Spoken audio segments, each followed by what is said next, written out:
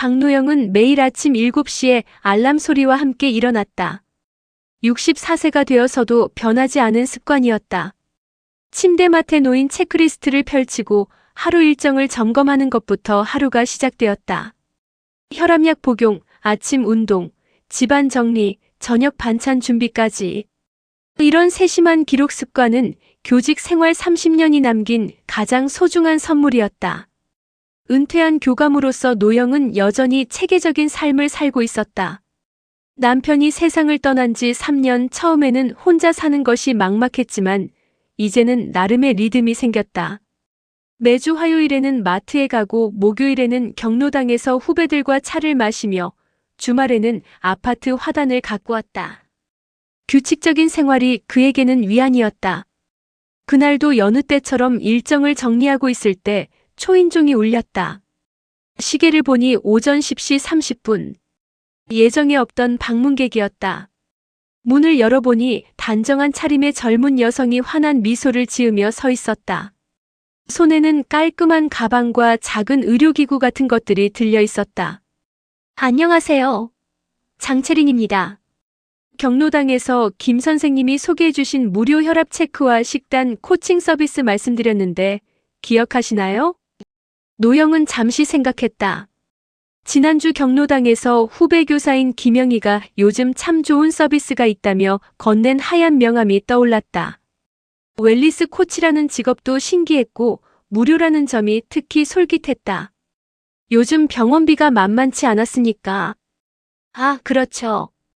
들어오세요. 체리는 현관에서 신발을 가지런히 벗고 들어섰다. 그 모습이 예의 바르고 단정해 보여서 노영의 첫인상은 좋았다. 체리는 거실 소파에 가방을 놓고 혈압계를 꺼냈다. 오늘 컨디션은 어떠세요? 어젯밤에 잘 주무셨나요? 네, 평소와 비슷해요. 11시쯤 잠들어서 7시에 일어났으니 충분히 잤죠. 체리는 능숙한 손놀림으로 혈압을 재고 그 결과를 작은 노트에 꼼꼼히 기록했다. 혈압이 조금 높으시네요. 140에 85예요. 그리고는 냉장고를 열어보며 반찬들을 하나하나 살펴보았다. 나트륨이 조금 많으신 것 같네요. 이런 젓갈류나 장아찌는 줄이시고 대신 이렇게 나물 반찬들을 늘리시면 좋겠어요. 체린의 조언은 구체적이고 실용적이었다. 참 요즘은 정말 편리한 세상이 되었어요. 전자서명으로 행정 서류도 대신 처리해드리는 서비스가 있거든요. 병원 예약부터 문화센터 수강 신청, 심지어 관공서 서류 발급까지도 모두 가능하답니다. 노영은 잠시 망설였다. 전자 뭔가는 늘 어려웠다. 스마트폰도 아들이 사준 지 2년이 넘었지만 여전히 전화받기와 문자 보내기 정도만 겨우 할 줄 알았다. 하지만 체린의 친절하고 자신감 넘치는 미소를 보니 마음이 누그러졌다. 나중에 필요하시면 언제든 말씀해 주세요. 정말 편리하거든요. 특히 어르신들은 직접 관공서나 병원에 가시기 번거로우시잖아요. 그날 첫 방문을 마치며 체리는 일주일 후에 다시 혈압 체크하러 오겠다고 약속했다. 노영은 그 약속이 나쁘지 않다고 생각했다. 요즘 같이 외로운 시간이 많을 때 누군가 정기적으로 안부를 묻고 건강을 챙겨주는 것이 고마웠다. 일주일 후 약속한 시간에 정확히 체린이 다시 찾아왔다. 이번에는 손에 작은 선물까지 들고 있었다. 어르신 지난번에 라면을 즐겨 드신다고 하셔서 나트륨이 적은 좋은 라면을 사왔어요. 몸에 부담 안 가는 거예요. 이런 세심함에 노영은 감동했다. 자식들도 요즘에는 바빠서 이런 것까지 신경 써주지 못하는데 이 젊은 여성은 일주일 전 대화를 기억하고 선물까지 준비해온 것이다. 그날부터 체린의 방문은 노영에게 기다려지는 일이 되었다. 체린은 방문할 때마다 작은 도움을 주었다. 어느 날은 실수로 엎지른 라면, 국물을 깔끔하게 치워주었고 또 어느 날은 무거운 쌀포대를 현관에서 부엌까지 옮겨주기도 했다. 혹시 다치시면 큰일이에요. 이런 건 제가 해드릴게요. 노영은 점점 체린을 믿게 되었다. 이렇게 친절하고 성실한 사람이 나쁜 일을 할 리 없다고 생각했다. 체린은 매번 방문할 때마다 혈압을 재고 식단을 점검하고 운동법을 알려주었다. 그리고 항상 웃는 얼굴로 건강이 최고예요라고 말했다. 한 달쯤 지났을 때 채린이 새로운 제안을 했다. 어르신 문화센터에서 가을 강좌 수강 신청이 내일부터 시작된다고 하더라고요. 인기 강좌들은 하루 만에 마감된다니까 미리 신청해 드릴까요? 어떤 강의를 들어보고 싶으세요? 노영은 서의 강의를 듣고 싶어 했다. 교직에 있을 때부터 글씨를 예쁘게 쓰는 것에 관심이 있었지만 바쁜 일상에 치여 제대로 배울 기회가 없었다. 이제 시간도 충분하고 새로운 취미를 가져보는 것도 좋겠다고 생각했다. 서예요? 좋은 선택이세요. 마음이 편안해지고 집중력도 높아진다고 해요. 체리는 노영의 휴대폰을 받아들더니 요즘은 모든 신청이 온라인으로만 가능해요. 공인인증 앱을 깔아야 신청이 가능하거든요라며 이것저것 설치하기 시작했다. 화면에 여러 개의 생소한 아이콘들이 생겨났다. 이 앱은 원격으로 도움드릴 때 필요한 거예요. 어르신 혼자서는 이런 복잡한 절차가 어려우시잖아요. 저한테 연락 주시면 언제든 대신 처리해 드릴 수 있어요. 노영은 그게 정확히 뭔지 알 수 없었지만 채린이 하는 대로 따라할 뿐이었다. 채린이 여기 지문을 대세요. 여기에 서명하세요라고 하면 그대로 했다. 복잡한 기술은 젊은 사람들이 더 잘 알겠지 하는 생각이었다. 됐어요. 내일 오전 9시에 바로 신청해 드릴게요. 꼭 들어가실 수 있을 거예요. 그 후 며칠이 지나고 채린이 이번에는 두꺼운 서류 뭉치를 들고 나타났다. 평소보다 조금 더 정장 같은 옷을 입고 있었고 표정도 약간 진지해 보였다. 어르신, 오늘은 특별한 프로그램을 소개해 드리려고 왔어요. 건강기부 약정이라는 거예요. 건강기부요?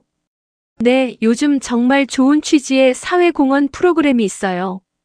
건강한 어르신들이 참여해서 의료진들의 연구에 도움을 주는 거죠. 정기적인 건강검진도 무료로 받을 수 있고 만약 검진에서 문제가 발견되면 치료비 지원도 받을 수 있어요. 노영은 관심이 생겼다. 혼자 살다 보니 건강에 대한 불안이 항상 있었다. 정기적으로 건강검진을 받을 수 있다면 좋은 일이었다. 서명만 해주시면 바로 혜택을 받으실 수 있어요. 형식적인 절차일 뿐이에요. 노영은 안경을 끼고 서류를 꼼꼼히 읽기 시작했다. 교감 시절의 기른 습관으로 어떤 서류든 내용을 제대로 파악하고 서명하는 것이 원칙이었다. 하지만 글씨가 너무 작았다. 심지어 일부는 전문 용어들로 가득해서 이해하기 어려웠다. 어르신, 시간이 좀 늦었네요. 오늘까지 신청하셔야 다음 주부터 바로 혜택을 받으실 수 있어요. 채린이 옆에서 계속 재촉했다. 정말 형식적인 거예요. 그냥 건강관리 서비스를 받으시겠다는 동의서라고 보시면 되거든요. 복잡하게 쓰여 있지만 내용은 간단해요. 시간도 늦었고 채린이 기다리고 있어서 노영은 서류를 끝까지 다 읽지 못하고 전자서명을 했다. 화면 속 작은 조항들이 무엇을 의미하는지 정확히 알지는 못했지만 지금까지 채린이 보여준 친절함을 생각하면 믿어도 될 것 같았다. 잘하셨어요. 다음 주부터 연락드릴게요. 채린이 떠나고 나서 노영은 왠지 모를 찜찜함을 느꼈다. 뭔가 중요한 것을 놓친 것 같은 기분이었다. 하지만 이미 서명을 한 상황이라 어쩔 수 없다고 생각했다. 며칠 후 평소와 다름없이 아침 일과를 시작하던 노영은 우편함을 확인했다. 그 안에 두꺼운 등기우편이 들어있었다. 발신인을 보니 한빛공증사무소라고 적혀 있었다. 노영은 그런 곳에서 편지를 받을 이유가 없었기에 의아했다. 봉투를 열어보니 공식적인 양식의 문서였다. 공증 예정 통지서 마이너스 부동산 처분 관련 대리권 확인건. 내용을 읽어보니 박노영 명의의 아파트를 처분할 권한을 누군가에게 위임했다는 내용이었다. 공증 예정일은 3일 후였다. 노영은 당황했다. 자신은 아파트를 팔 계획이 전혀 없었고 누구에게 그런 권한을 위임한 적도 없었다. 손이 떨려서 급하게 동창 윤설아에게 전화를 걸었다. 설아야, 이상한 일이 생겼어. 공증사무소에서 통지서가 왔는데 내가 부동산 처분 권한을 누군가에게 위임했다는 거야. 그런데 나는 그런 적이 없다고. 뭐? 그건 큰일인데. 사귈 가능성이 높아. 일단 만나자. 그리고 지금 당장 최근 3개월 통장 내역 다 출력하고 휴대폰에 설치된 앱들 목록도 스크린샷으로 찍어둬. 최근 통화 기록도 마찬가지야. 설아는 동사무소에서 복지 상담사로 일하면서 이런 사기 수법들을 여러 번 접한 경험이 있었다. 특히 혼자 사는 고령자들을 대상으로 한 사기가 요즘 많이 발생한다는 것을 알고 있었다. 30분 후 설아가 노영의 집에 도착했다. 평소보다 심각한 표정이었다. 노영아, 차근차근 얘기해보자. 최근에 새로 만난 사람이나 특별한 서류에 서명한 적 있어? 노영은 채린과의 만남을 처음부터 차근차근 설명했다. 혈압 체크, 식단 상담, 문화센터 신청, 그리고 마지막 건강기부 약정까지. 이봐, 휴대폰 좀 봐. 원격 제어 앱이 언제 설치됐지? 설아가 노영의 휴대폰을 확인해 보니 원격 지원이라는 앱이 5월 15일에 설치되어 있었다. 그리고 전자서명은 언제 했다고 했지? 5월 15일. 같은 날이네. 이건 우연이 아니야. 설아는 즉시 공증사무소 번호를 찾아 전화를 걸었다. 목소리에 긴장감이 묻어 있었다. 여보세요, 한빛공증사무소죠? 박노영 씨 위임장 건으로 문의드리는 건데요. 아, 네. 접수된 서류를 사전 검토하고 있습니다. 최민욱입니다. 위임 내용이 정확히 어떻게 되나요? 부동산 매매 및 저당권 설정 권한이 포함된 포괄 위임장으로 되어 있습니다. 본인 서명과 도장이 다 찍혀 있어요. 그럼 제출인이 누구죠? 장채린 씨 명의로 되어 있네요. 주소는 P.O. 박스로 되어 있고요. 설아와 노영은 서로를 바라봤다. 모든 퍼즐 조각이 맞춰지기 시작했다. 지금 당장 공증을 중지해주세요. 본인이 직접 위임한 게 아닙니다. 그렇다면 내일 오전에 직접 오셔서 확인해 보시겠어요? 설아와 노영은 즉시 공증사무소로 향했다. 한빛공증사무소는 시내 중심가에 있는 작은 사무실이었다. 최민욱 공증인은 중년에 꼼꼼해 보이는 남성이었다. 위임장 원본을 보여드릴게요. 최민욱이 보여준 서류를 보니 분명히 노영의 이름과 주소가 적혀 있었다. 하지만 서명을 자세히 보니 평소 노영이 쓰는 서명과 필압이나 기울기가 달랐다. 이상하네요. 제가 쓴 서명과 좀 다른 것 같은데요. 그리고 위임 범위가 너무 포괄적이에요. 단순한 서류 대행이 아니라 부동산 매매까지 포함되어 있잖아요. 설아는 즉석에서 공증 중지 요청서를 작성하기 시작했다. 본인이 직접 위임하지 않은 사항에 대해 이의를 제기합니다. 이 위임장의 공증을 즉시 중지해 주세요. 최민욱은 서류를 접수하며 일단 공증을 보류하겠습니다. 하지만 정식으로 사기 신고를 하시는 게 좋겠어요라고 조언했다. 집으로 돌아온 설아는 노영에게 앞으로의 대응 방안을 설명했다. 일단 경찰 신고는 해야겠지만 그 전에 채린을 직접 대면해서 증거를 더 확보하는 게 좋겠어. 녹취도 하고. 하지만 위험하지 않을까? 공증사무소에서 만나면 안전해. 그리고 CCTV도 있고 증인도 있으니까. 설아는 치밀한 작전을 세웠다.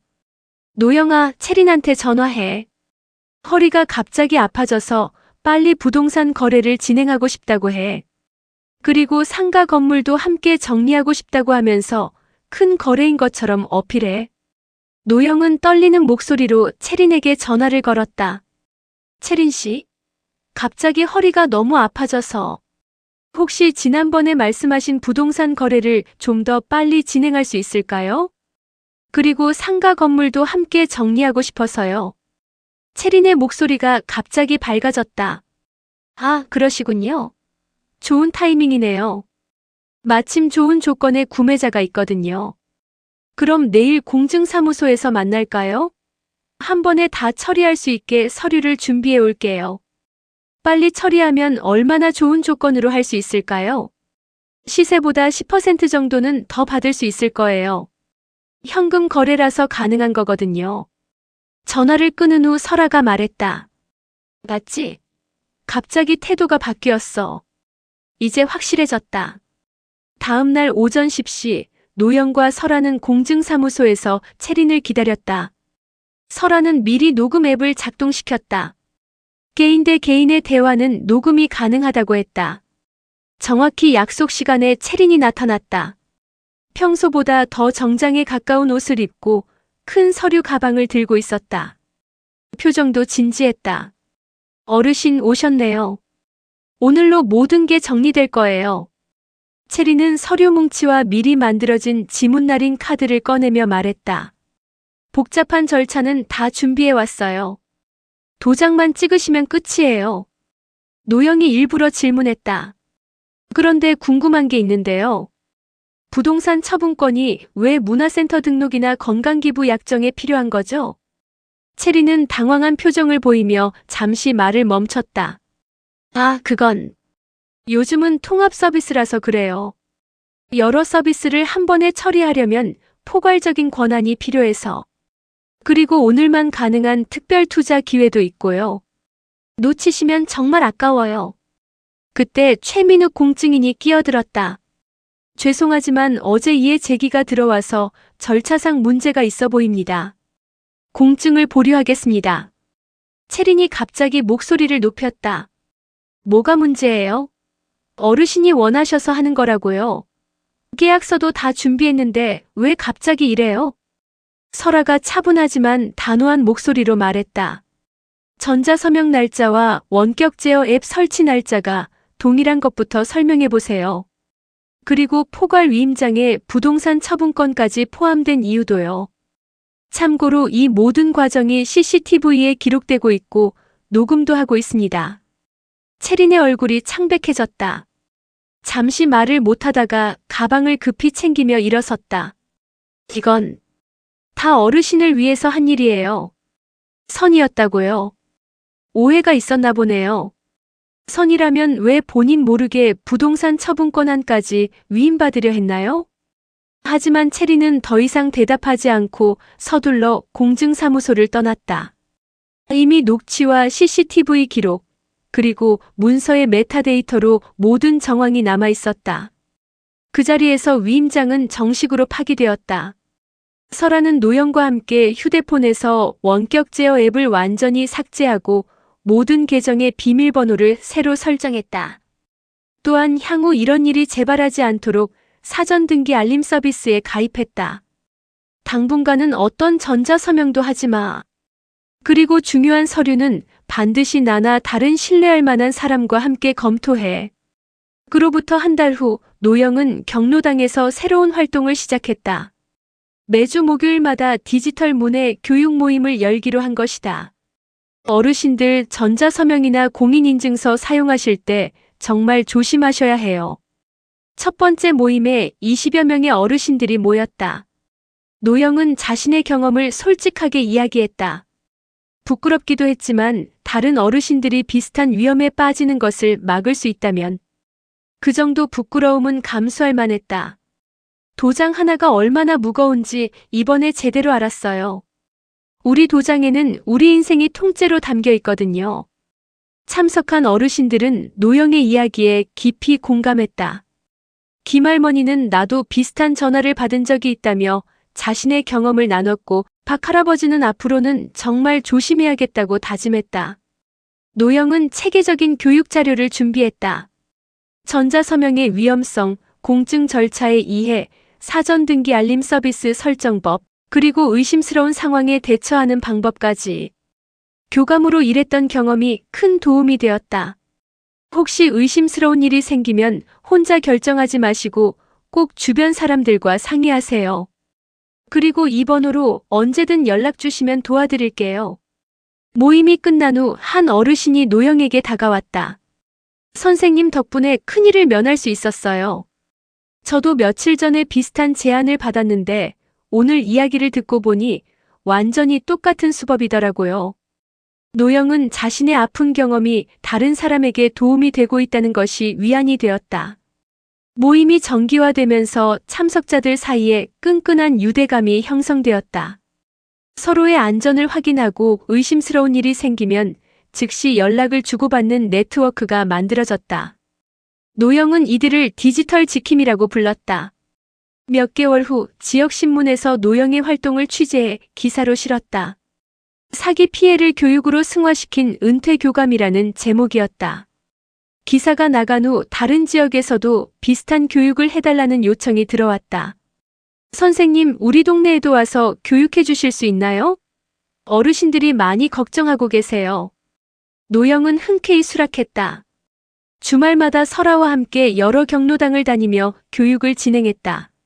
매번 도장 하나의 무게라는 제목으로 강의를 시작했다. 어느 날 저녁 평상시처럼 일기를 쓰던 노영은 창밖을 바라보며 깊은 생각에 잠겼다. 6개월 전까지만 해도 자신은 혼자서 조용히 살아가는 평범한 노인이었다. 남편을 잃은 슬픔과 외로움 속에서 하루하루를 버텨내는 것이 전부였다. 그런데 채린이라는 사기꾼을 만나면서 인생이 완전히 달라졌다. 물론 그 과정에서 큰 위험을 겪었지만 결과적으로는 새로운 의미를 찾게 되었다. 자신의 경험이 다른 사람들에게 도움이 되고 지역사회에 기여할 수 있다는 것을 깨달았다. 참 아이러니한 일이야. 나를 속이려던 사람 때문에 오히려 더 많은 사람을 도울 수 있게 되었으니까. 그날 밤 노영은 일기에 이렇게 썼다. 오늘도 나는 나를 지켰다. 그리고 우리는 지식으로 서로의 등을 지킨다는 것을 배웠다. 도장 하나의 무게를 제대로 아는 사람이 되어야겠다. 노영은 내일도 체크리스트를 작성하며 하루를 시작할 것이다. 이제는 더 주의 깊게, 더 현명하게, 그리고 무엇보다 더 의미 있게. 혼자가 아니라는 것을 알았다. 친구가 있고 함께 배우고 성장할 수 있는 동료들이 있다는 것을. 사기를 당할 뻔한 위기는 오히려 더 강하고 지혜로운 자신을 발견하는 계기가 되었다. 도장 하나의 무게. 그 안에는 단순히 법적 효력만이 담겨 있는 것이 아니었다. 한 사람의 존엄과 신뢰, 그리고 인생 전체가 담겨 있었다. 이제 노영은 그 무게를 정확히 알고 있었다. 교감으로서 수많은 서류에 도장을 찍으며 살아온 30년의 세월이 있었지만 진정한 도장의 의미를 깨달은 것은 64세가 되어서였다. 때로는 늦은 깨달음이 더 값진 법이라고 노영은 생각했다. 며칠 후 노영은 시청에서 모범 시민상을 받았다. 지역사회 안전에 기여한 공로라는 이유였다. 시상식 후 기자들이 인터뷰를 요청했다. 이런 활동을 계속하실 계획이신가요? 물론이죠. 제가 겪은 일이 헛되지 않으려면 더 많은 분들이 알아야 해요. 우리 세대는 디지털 기술에 익숙하지 않아서 쉽게 속을 수 있거든요. 하지만 조금만 주의하면 충분히 예방할 수 있어요. 가장 중요한 것은 무엇이라고 생각하시나요? 혼자 결정하지 말라는 거예요. 아무리 급하다고 해도 중요한 일은 반드시 가족이나 친구와 상의해야 해요. 그리고 의심스러우면 전문기관에 문의하세요. 인터뷰가 끝난 후 노영은 설아와 함께 차를 마시며 이야기를 나눴다. 이제 정말 바빠졌네. 매주 강의에 상담까지. 힘들지 않아? 전혀요. 오히려 살아있다는 느낌이 들어요. 누군가에게 도움이 될 수 있다는 것이 이렇게 기쁜 일인지 몰랐어요. 설아가 빙긋 웃었다. 그래, 내가 이렇게 활기차게 사는 모습을 보니까 나도 기뻐. 남편을 잃고 힘들어하던 모습을 생각하면. 맞아요. 그때는 정말 어떻게 살아가야 할지 모르겠더라고요. 그런데 이상하게도 위기가 오히려 전환점이 되었어요. 노영은 이제 매일이 의미 있게 느껴졌다. 아침에 일어나면 오늘은 누구를 도울 수 있을까? 어떤 새로운 정보를 나눌 수 있을까를 생각했다. 체크리스트에도 새로운 항목들이 추가되었다. 교육자료 준비, 상담 전화 확인, 새로운 사기 수법 정보 수집 등등. 그리고 무엇보다 도장을 찍을 때마다 그 무게를 느꼈다. 단순한 서명이 아니라 자신의 모든 것을 걸고 하는 약속이라는 것을. 그 깨달음이 노영의 하루하루를 더욱 신중하고 의미 있게 만들어 주었다.